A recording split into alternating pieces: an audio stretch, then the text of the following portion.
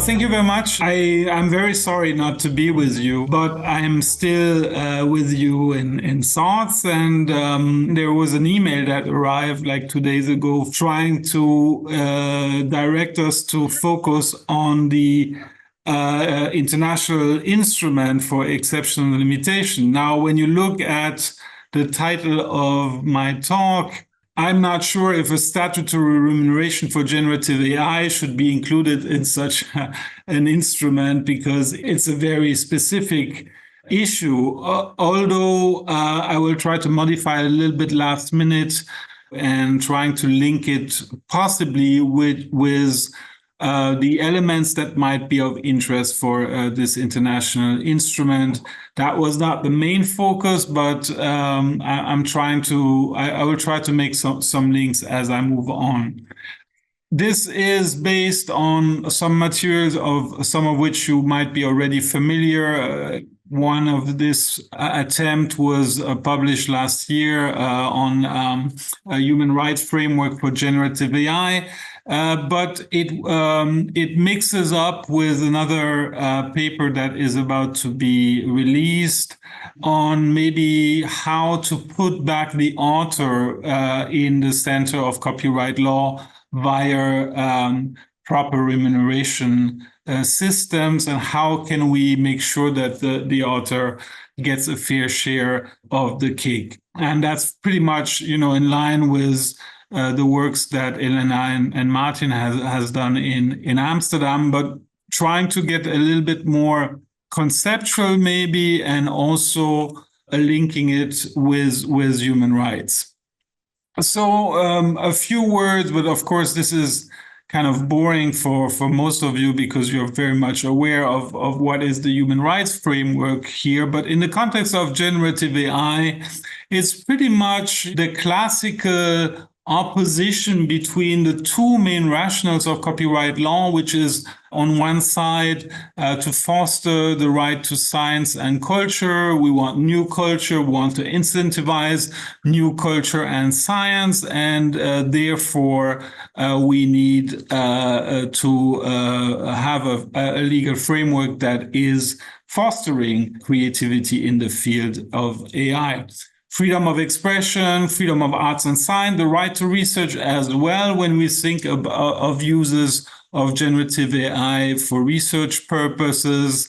And on the other side, if you want, you have the right of authors to enjoy the benefits of scientific progress and its application, but also the right to protection of their moral and material interest. If you take a human rights approach, it's hard to avoid the interest of the authors in this context. And then with authors, there's also maybe an aspect that is increasingly of importance as the revenues of authors are shrinking more and more. It's the aspect of human dignity and maybe personality rights, and the right to be able to conduct, the occupation of their choice, to be creative, to make their living out of this. Here, of course, the human rights framework is very helpful because it kind of designs in Article 27 of the Universal Declaration on Human Rights and Article 15 of the Covenant. You know these provisions by heart, but they are very nicely putting the equation on the table, right to cultural and scientific developments. But in order to reach that, we need to secure that authors have their moral and material interest protected. And please note here that it's not specifically mentioned that it should be intellectual property doing this, or in particularly exclusive rights. So this will make us the link to what just Elena presented is not necessarily exclusive solutions or remuneration systems that are based on exclusivity that fulfill this criteria. We have much more flexibility in the human rights context. So what can we derive from that set of rules from the human rights framework? Well, it's hard to deny that generative AI can allow us to explore new avenues of artistic and scientific expression. And so if we are serious about the right to science and culture, but also the right to research, this should support a right to train and develop generative AI systems via functioning machine learning technology. Then the anthropocentric approach of human rights puts the emphasis on the author. So it's not about amortization of interest in investments in AI technology. It's not about amortization of interest of the cultural industries or the database industries into the system. It's about the author's material and moral interest. Now, here I'm going to get probably a little bit controversial, especially with our dear US colleagues. I think we can extract from the human rights framework a right to a fair remuneration of the author in the case of the commercial use of his work, unless there are strong justification out of competing human rights that justify the use. I'm going to try to talk about this in a little bit more detail.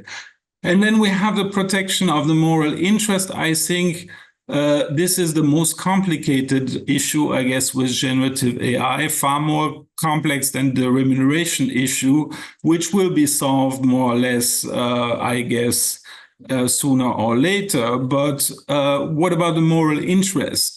How can an author secure that he's not misquoted, that there is no wrong attribution, that there is no use of his works for discriminatory or racist purposes, false attribution, decontextualization? Here, if we are serious about the right to research, we have to also make sure that these systems provide robust and ethical research results, because if not, then we have disinformation, and we don't want that. We want freedom of expression and the right to information to secure that generative AI is used in a rightful manner.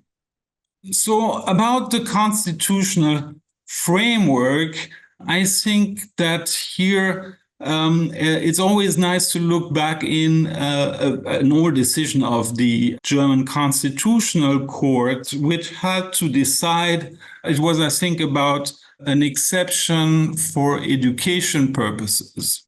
And it had to look into the constitutional framework of Germany and said, well, you know, what is important is access. And if you have an exception, this secures access. But it does not mean necessarily that this access should be for free. So here, I think the human rights framework is pretty clear to say, well, free access does not necessarily mean in all circumstances access for free. Authors should be remunerated if their works are exploited. And whereas here the interest with regard to an international instrument, well, I'm not sure there's gonna be constitutional context, maybe in a preamble or in an explanatory memorandum. But what is pretty sure is that at some point in this instrument, there could be a mention of the three-step test. And here, the three-step test is concerned with remuneration. And maybe if we apply these principles, well, a human rights compliant reading of the test would help if a fair remuneration is paid to the author to pass the second step with regard to normal exploitation of the work. This is a pretty old discussion that I'm refreshing here. I'm sorry about this. The balanced interpretation of the three-step test. Most of you are familiar with this publication that was issued at times when I was working at the Max Planck Institute. This, I think, is also pretty much in line with the rationales of copyright protection to incentivize creativity-free expression for collective enrichment, to protect, remunerate creators. I think this is also one of the rationale. And then you might say, well, but this works for authors' right country, but what about copyright countries? Well, there are some very interesting works by some American scholars about the distributive justice rationale. I think it's undisputed, and even the US Constitution mentions authors as the core beneficiaries of copyright protection in its clause, the Statute of Anne in England as well. So I think the author is really here to be considered. How to do this is another question. Now I would, dig into a conversation that probably you will be touching upon in detail over these couple of days. So, and it's a conversation that everyone is aware of. It's how can you categorize training of generative AI with copyright protected work. I remember in Washington when last time we were talking about this in the user right frameworks, everyone was pretty much sure that this would qualify as a fair use. And I remember there was a keynote by Matthew Sack, I think, and I think everyone was quite in agreement in the room that this would qualify as fair use. Well, recent development seems to indicate that there might be some resistance by judges in the US.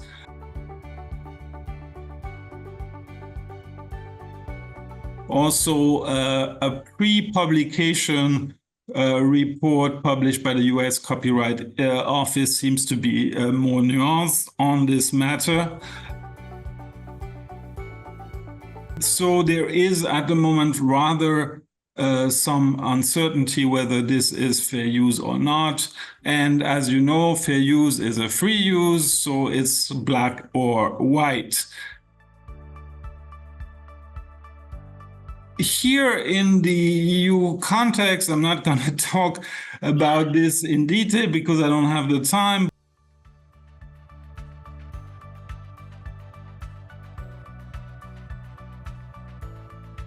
But as you know, we have this very bizarre rule of an exception that allows text and data mining for commercial purposes unless the right holders opt out. And we don't know under which condition who can opt out. But what we are pretty sure is that if we have an opt-out system and it's getting back into a licensing scheme, but then the author is very unlikely to benefit from that situation because it's the right holders that would license the users, and the authors will have to renegotiate successfully with the producers their contract to get additional remunerations.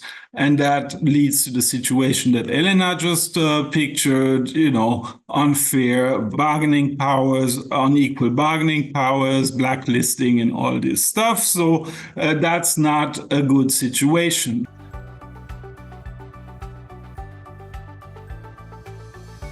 Leads me to a proposal that I have materialized in the article that I just mentioned, which would be a statutory remuneration to the benefit of the author when his work is used in the context of commercial text and data mining activities for generative AI purpose.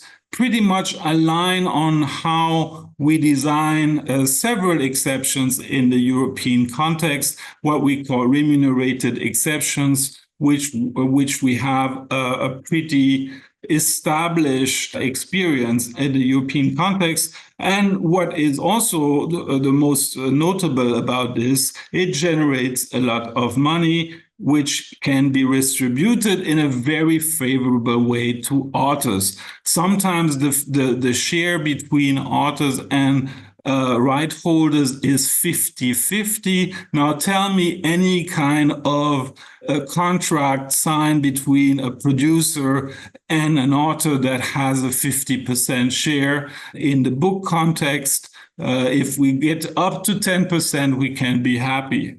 Unless, of course, you're maybe J.K. Rowling or someone who's super famous. We have some other proposal out there. Martin is in the room. I'm sure he can explain what is his approach. It's a little bit different, but it has the same purpose.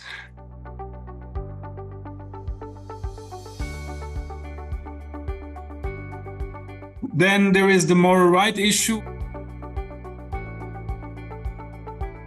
We have some proposals here with a colleague at ILEO in Lewis. We have worked on how to deal with this. So really, I think we should, from the human rights framework, extract the right to train and use the AI, which would lead to an adequate remuneration to the benefit of the author, in the context of commercial AI system. If you want to be more specific, that would be to replace the opt-out of Article 4 with the statutory remuneration and leave Article 3 of the directive as it is. All right, I really thank you very much. Again, missing you all.